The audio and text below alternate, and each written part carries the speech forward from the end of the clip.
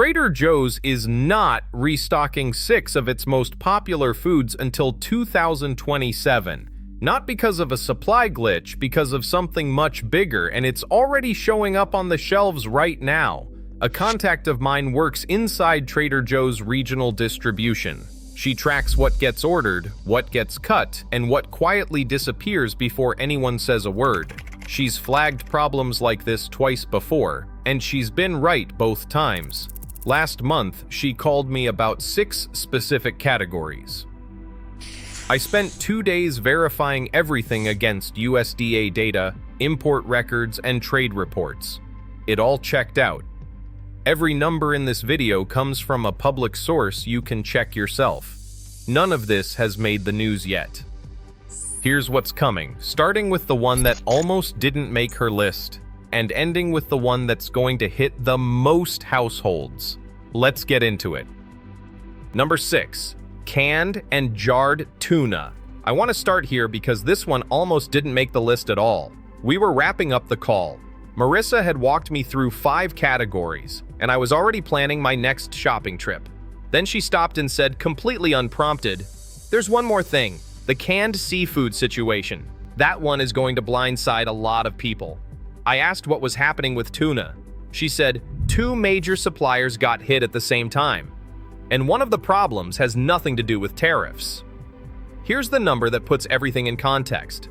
Thailand and Vietnam together supply roughly 59% of all canned tuna imported into the United States.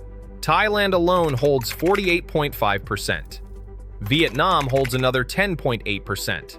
They don't just matter to the American tuna supply. They essentially are the American tuna supply. Then both got hit in the same window. NOAA ruled that certain Vietnamese harvesting methods didn't meet Marine Mammal Protection Act standards. Imports from affected fisheries were banned, effective January 1st, 2026. Vietnam's own Seafood Export Association said tuna would be the single most impacted category, $387 million in annual U.S. revenue, and described its 2026 outlook to the U.S. market with one word: stagnate. Add the tariff whiplash on top. Proposed rates of 46% for Vietnam and 36% for Thailand, later struck down to 10%. But the damage to planning was done. Distributors don't sign 12-month contracts when they can't predict landed costs 90 days out. And here's the part specific to Trader Joe's. When packers ration volume, the giant warehouse clubs get served first. Smaller format private label chains get deprioritized. Marissa is watching it on her order sheets right now. A friend of mine called me 2 weeks ago. Flat, measured voice. He said the tuna section was thinner, and one tag was just gone, not out of stock, the tag itself. I told him to buy individual cans now. He said 100 cans sounded excessive. I said 100 cans at $2 is $200, 6 months of complete protein. This isn't prepping, it's just math. He bought 60. 4 days later, he bought 30 more. That's exactly how it starts. Current price, around $1.80 to $2.50 per can. Marissa's projection through 2027, $3 to $4, with multi-packs going first. Canned tuna stores, 3 to 5 years. No refrigeration needed. Clearest value decision on this entire list. Number 5. Italian import pasta and sauces. This is the one where Marissa's tone changed. I've talked to her long enough to know the difference between her flagging something routine and her being genuinely unsettled. Number 5 was the second kind. I said, "Pasta? Why is pasta on a pressure list?" She paused before answering. Not a thinking pause. A wait of what I'm about to say pause. Then she said, "It's not all pasta, it's the Italian import lines. The ones people drive here for specifically. Some have already been quietly swapped. Most shoppers haven't noticed because they don't check origin labels. They grab the familiar packaging and move on." I asked how bad the tariff situation actually was. She told me a number I had to stop writing to absorb: 107%. Here's how that breaks down. The US imposed a 15% base tariff on EU food imports, including pasta. Painful, but survivable.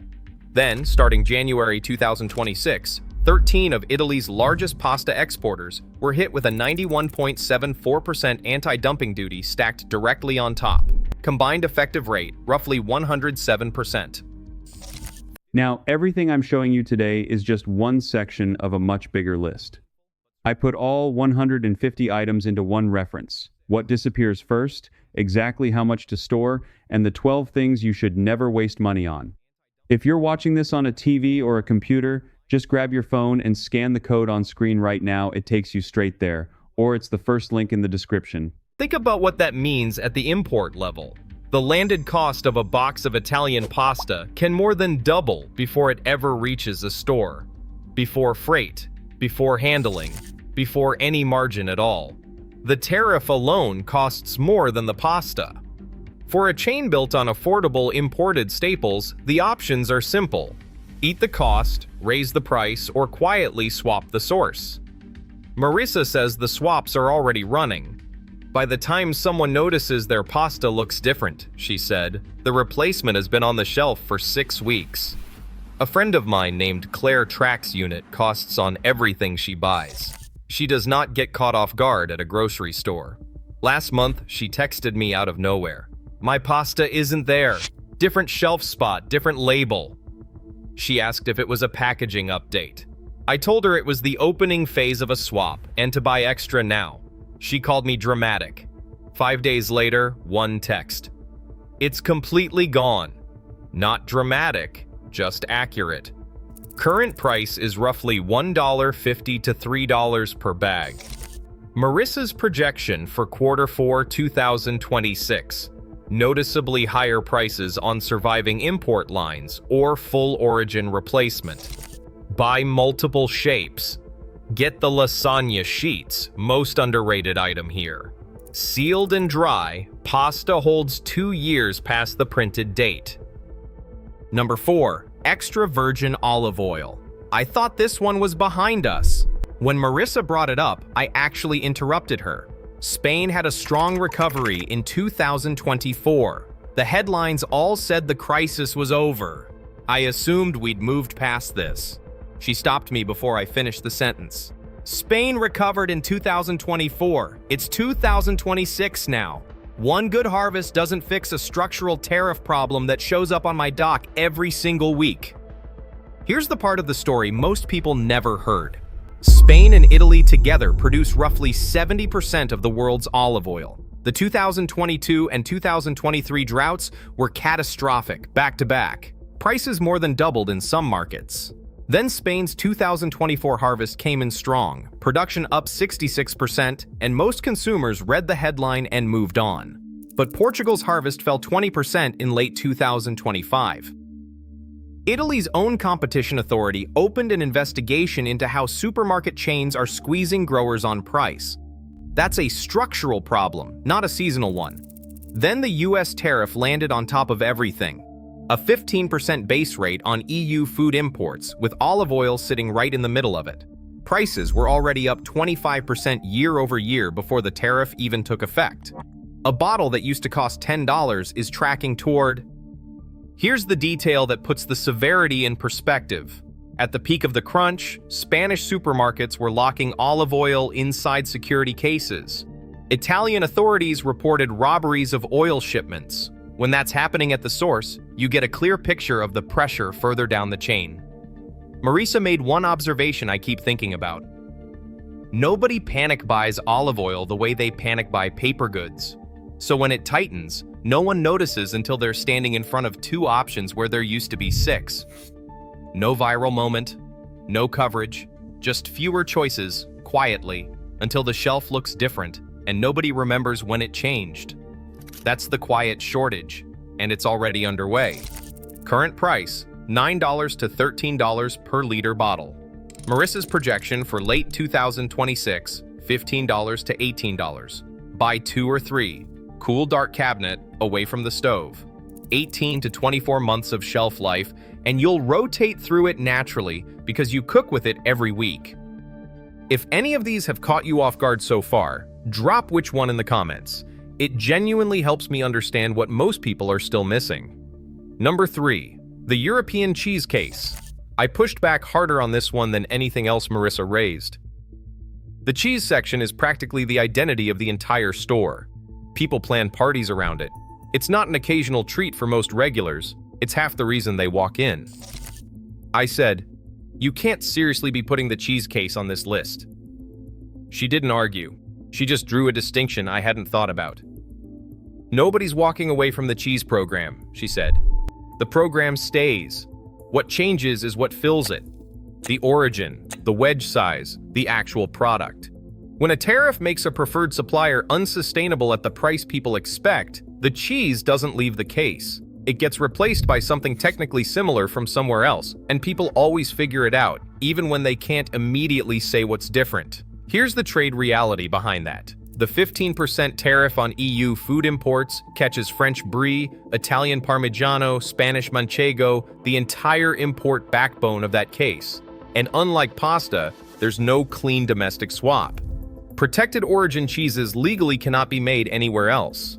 A domestic Parmesan-style wedge can sit in the same spot at the same price. It is not the same cheese. So the pressure shows up three ways: origin swaps, shrinking wedge sizes, and domestic substitutes wearing familiar shelf positions. A friend of mine buys the same imported wedge every single week. 2 weeks ago, she sent me a message. It was completely gone. 0 on the shelf. The next week it was back. A different origin label, a noticeably smaller cut, same price. She looked at it for a moment and said, "That's not the same cheese." She's right. That's Marissa's explanation playing out in real time, experienced from inside a shopping basket. Current price, roughly $9 to $14 per pound on imported wedges. Marissa's projection through late 2026, $16 to $20, with more frequent origin rotation and smaller cuts. Practical move. Buy the aged, hard imports, Parmigiano, aged Gouda, Manchego. Vacuum sealed, a hard cheese holds 6 months or more. Skip stockpiling anything fresh. Number 2, coffee. I actually laughed when Marissa said it, not dismissively, I was just caught off guard. There's an entire wall of coffee at Trader Joe's, whole bean, ground, single origin, instant. That section has never once looked thin in all the years I've shopped there. I said, "Coffee is on this list?" She let me finish. Then she said something that changed how I think about shelves entirely. The wall stays full, that's exactly the point. When a category comes under margin pressure, the first things to disappear are specific products. The large bags, the single origin lines. The shelf doesn't go empty, it gets backfilled with something else. People don't notice until the exact bag they've been buying for 3 years simply isn't there anymore. No sign, no notice, just a gap with a new label in it. Then she said the line I haven't stopped thinking about. "We're already working through that section. You just can't see it yet, because there are still bags on the wall." Here's what's driving it. The US imposed a 50% tariff on Brazilian coffee. Brazil supplies roughly 40% of global production. Colombia, covering about 20% of US supply, faces 10%. Consumer price data showed coffee up 21% year over year through mid-2025. For context, coffee normally moves 2 to 3% a year. 21% isn't a rough year. It's a category absorbing a structural shock. And when a retailer cuts prices in a category like that, Marissa says that's not the problem going away. That's a buying window, margin compressed on purpose to move volume before the next cost wave. Windows close. My cousin drinks 4 cups a day and has for 20 years. I told her to grab 2 bags instead of 1. She said she'd think about it. The following week she texted me, unprompted. "The bag I always buy is just gone. There's a gap where it was." That's what it looks like from the customer side, not an announcement. A gap. Current price, $7 to $13 per bag. Marissa's projection, $15 and up with fewer size options. Buy 2 large bags. Portion into weekly amounts. Vacuum seal. Freeze. Grind straight from frozen. 2 years of full quality. If this video has been useful so far, a quick like helps more people see it before these shelves change. Only if you think it's worth it. Number 1. The dark chocolate bars. When Marissa put chocolate at the top of her list, I pushed back immediately. Those oversized bars are not a niche product. They're one of the most consistently purchased items in the entire store. People buy them by the armful. They're a cornerstone, the kind of thing you'd assume is completely insulated. I said, "You're telling me that's actually at risk?" She didn't hesitate. "I'm not saying chocolate disappears. I'm saying the big bar format is under serious pressure right now, and most people have no idea." Here's why that distinction matters. When cost per ounce rises faster than the shelf price can absorb, the first thing restructured is the oversized format. The big bar shrinks, or it vanishes and gets replaced by a smaller bar at a noticeably higher per ounce price. Someone who's bought the same giant bar for 5 years shows up one week and it's simply not there in the same form. No announcement. Different product, different size, different price. Marissa says she's watching it happen on her order sheets right now. Not projecting it. Watching it. Here's the data behind it, and it's more severe than anything else on this list.